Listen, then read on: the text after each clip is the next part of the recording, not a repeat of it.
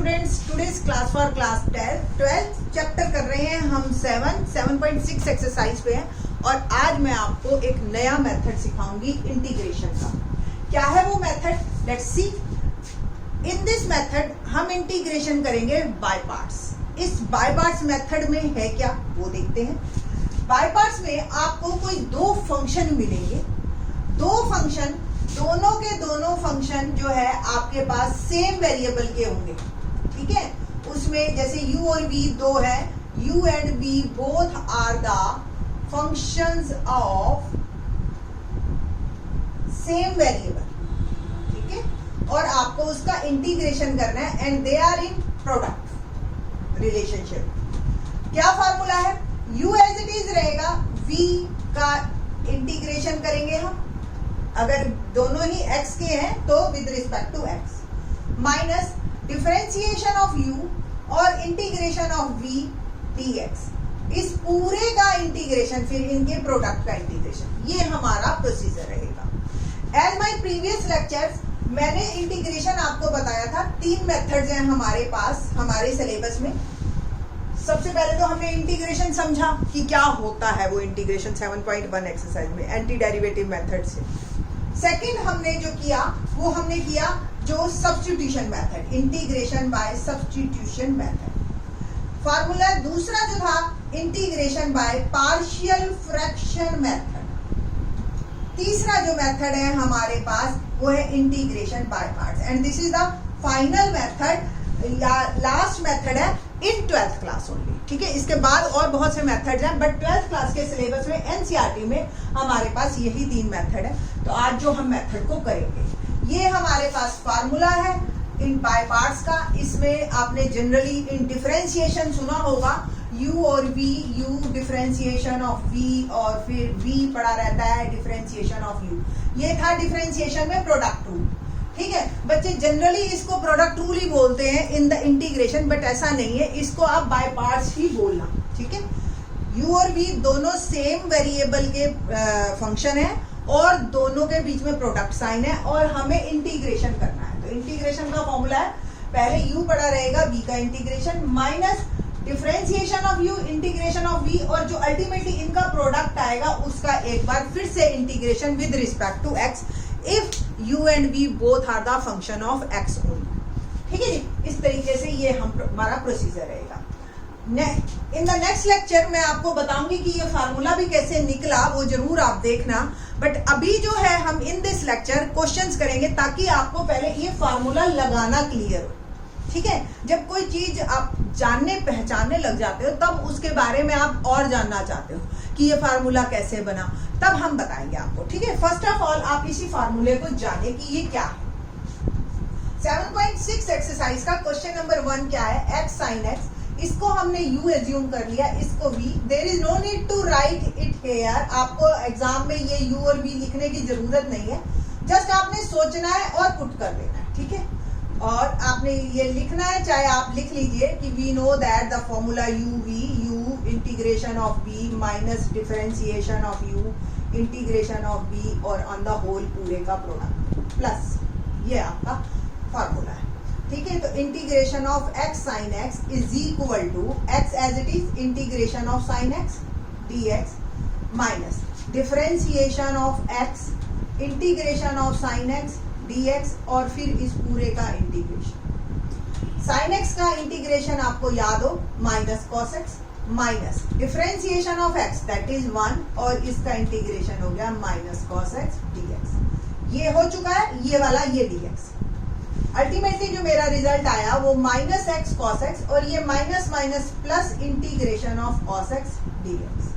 तो minus x cos x और integration of cos x आपको ध्यान होगा that is sin x plus c is my answer. So integration of x sin x is equal to हमारे पास आया x sin x का integration that is minus x cos x plus sin x plus c, ठीक है जी। एक और question देखते हैं ताकि आपको और ज्यादा अच्छी तरह से क्लियर हो जाए। Let's see question number 2।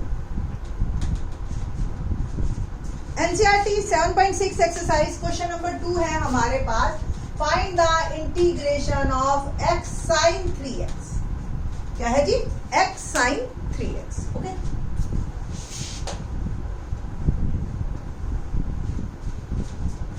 Formula आपके पास लिखा ही हुआ है, तो लेट्स स्टार्ट। तो integration of x sin 3x is equal to x as it is integration of sin 3x dx minus differentiation of u that is x d by dx of x minus integration of sin 3x dx और फिर इस पूरे का integration. तो x sin 3x का integration क्या होगा? Minus cos 3x upon 3। ठीक है जी, माइनस डिफरेंशिएशन ऑफ x 1 और ये माइनस नहीं है, सॉरी, ये प्रोडक्ट है। sin 3x is cos 3x minus cos 3x by 3 dx is equal to minus x cos 3x by 3 और ये minus minus plus 1 by 3 integration of cos 3x dx minus x cos 3x by 3 plus 1 by 3 integration of cos 3x is sin 3x by 3 plus. Overall हम इकट्ठा करते हैं इसको, तो मेरे पास आया minus x cos 3x by 3 plus 1 by 9 sin 3x plus. तो integration of x sin 3x is minus x by 3 cos 3x plus 1 by 9 sin 3x is plus. अब जो बच्चे अच्छे हैं, स्टूडेंट्स अपना जो पढ़ रहे हैं लगातार, उन लोगों के दिमाग में एक क्वेश्चन राइज होना चाहिए कि हमेशा हमने x को ही u लिया और v को sin 3x लिया, क्या हम इसको उल्टा कर सकते हैं? आप देखिए, हमेशा v का इंटीग्रेशन हो रहा है, फिर बाद में प्रोडक्ट का हो रहा है, u का डिफरेंशिएशन हो रहा है। अब सपोज अगर मैं x का इंटीग्रेशन करूंगी तो x की पावर बढ़ जाएगी, x स्क्वायर बाय 2, फिर एक बार फिर इंटीग्रेशन किया तो x क्यूब। इस तरीके से हमारे पास x की पावर बढ़ती जाएगी। और साइन का तो आपको पता ही है, इंटीग्रेशन हो चाहे डिफरेंशिएशन हो, प्लस माइनस का फर्क है, बदलना कुछ ने कॉस में ही है। ठीक है, ये तो घूमते रह जाएंगे, साइन कॉस में, कॉस साइन, और x की पावर बढ़ेगी तो क्वेश्चन तो मेरा कभी भी एंड में नहीं जाएगा। ठीक है, तो ये आपको प्रैक्टिस से पता चलेगा कि किसको आपने u लेना है और किसको v लेना है। फिर भी एक फार्मूला है हमारे पास, इसको आप याद रखिए, इस वर्ड को, जो है वर्ड आइलेट। क्या है ये आइलेट का मतलब? ये देखते हैं।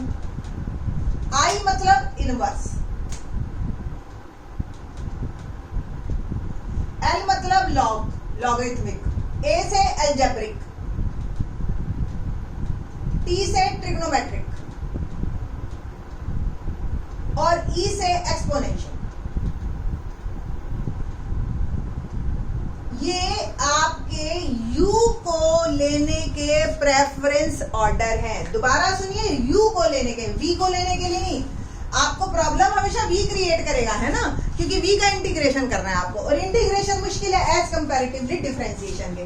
तो स्टूडेंट्स को लगता है कि v को सोचना चाहिए एज कंपैरेटिवली हमें u के, बट ऐसा नहीं है, हमेशा u को लेने के प्रेफरेंस ऑर्डर है। अब ये प्रेफरेंस ऑर्डर का क्या मतलब है?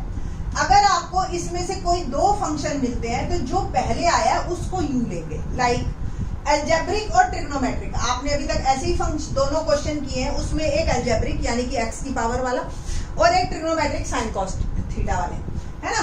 तो ये दोनों में a पहले है, तो ये एल्जेब्रिक फंक्शन को हमने u लिया और ट्रिग्नोमेट्रिक फंक्शन को v लिया। सपोज ट्रिग्नोमेट्रिक फंक्शन और एक्सपोनेंशियल होते तो फिर ट्रिग्नोमेट्रिक को हम u लेते, एक्सपोनेंशियल को v लेते।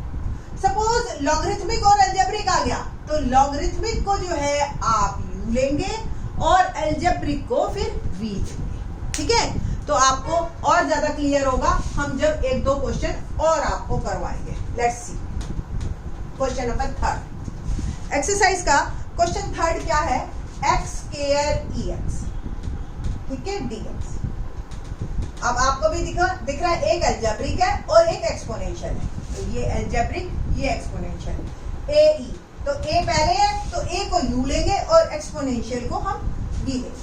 ठीक, integration of u v dx is u v dx minus differentiation of u and integration of v और ऑन द होल पूरा dx।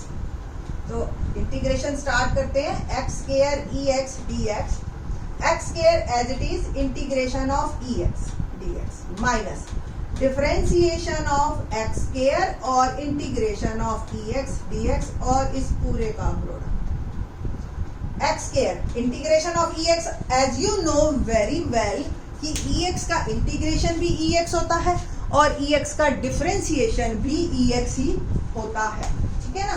तो x square e x minus differentiation of x square क्या होगा 2x और integration of e x d x, ठीक है जी। ये integration हो गया, ये डी एक्स ये वाला है, ये एक्स स्क्वायर का डिफरेंशिएशन कर x square e x minus 2 बाहर integration of x E x. अब देखिए ये एक क्वेश्चन फिर बन गया मेरा, ठीक है। ये एक क्वेश्चन जो बना इसके अंदर फिर से मेरे को जो है करना है प्रोडक्ट रूल। ये भी एक क्वेश्चन है एक्स ई एक्स, तो क्या बना x square e x minus 2 x ई एक्स, फिर से ये यू ये बी, तो एक्स पड़ा रहा ई एक्स का integration minus differentiation of x और integration of e x d x. Formula वही लगाया है मैंने,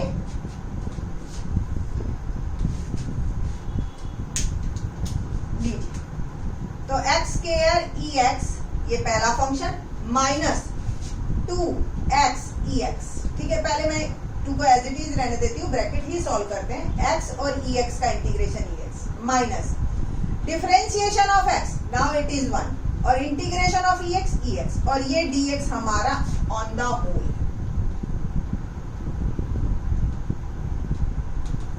ठीक है जी। X square e x minus 2x e x minus minus plus 2 और ई एक्स का इंटीग्रेशन भी e x plus c is my answer, ठीक है जी। तो ये आपका आंसर है, बहुत ज्यादा है तो आप ई एक्स को कॉमन लेके इस तरीके से भी आंसर को दे सकते हैं, अदरवाइज आंसर वही ठीक था आपका, कोई दिक्कत नहीं थी, नंबर पूरे मिलेंगे। तो on the whole x square e x d x का इंटीग्रेशन आया हमारा e x x bracket x square minus 2x plus 2 plus. अब बड़ा ही इंटरेस्टिंग क्वेश्चन आएगा फोर्थ एक्सपोनेंशियल, ये जब हम x को v लेंगे। फोर्थ पार्ट देखते हैं, अभी तक सारों में x हमने u लिया है ना। अब देखिए फोर्थ क्वेश्चन में, क्वेश्चन है हमारे पास integrate x log x dx, ठीक है जी। अब है लॉगरिथमिक और एक्सपोनेंशियल, तो लॉगरिथमिक को हमने u लेना है और algebraic, sorry logarithmic and algebraic, और अलजेब्रिक को हमने लेना है v। तो लेट्स सी, फार्मूला एक बार फिर से लिख देती हूं मैं, u integration of v minus differentiation of u integration of v और फिर पूरे का इंटीग्रेशन।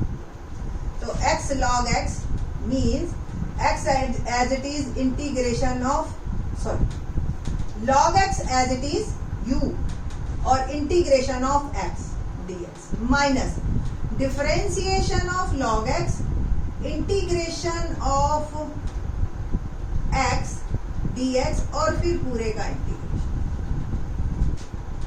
log x और x का हो गया x square by 2 minus differentiation of log x that is 1 upon x और integration of x x square by 2, ठीक है। और फिर पूरे का देखिए, जो भी लॉगरिथमिक और ये इनवर्स वाले जो फंक्शन आएंगे बेटा, उनमें हमेशा डिनोमिनेटर में x आता है, तो वो हमारे जो अलजेब्रिक वाला जो x इंक्रीज हुआ जो पावर इंटीग्रेशन के टाइम, वो उसको कंपनसेट कर देगा या उसको उस फॉर्म में ला देगा कि नेक्स्ट टाइम आपको बहुत ज्यादा काम नहीं करना पड़ेगा। इसलिए जब भी इनवर्स और लॉगरिथमिक फंक्शन आता है तो अलजेब्रिक को हम v लेते हैं, ठीक है।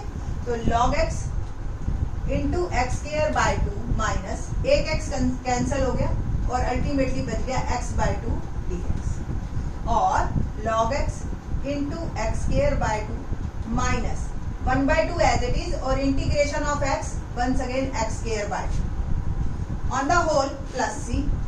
ऑन द होल मेरा क्वेश्चन बन गया log x, आंसर आ गया log x into x square by 2 minus x square by 4 plus c is my answer, ठीक है जी। तो on the whole x log x का जो मेरा इंटीग्रेशन आया वो x square by 2 log x minus x square by 4 plus c। ठीक है जी। तो इस तरीके से आपको ये जो क्वेश्चन है बाय पार्ट से करने हैं इंटीग्रेशन के। बाकी के question in the next lecture.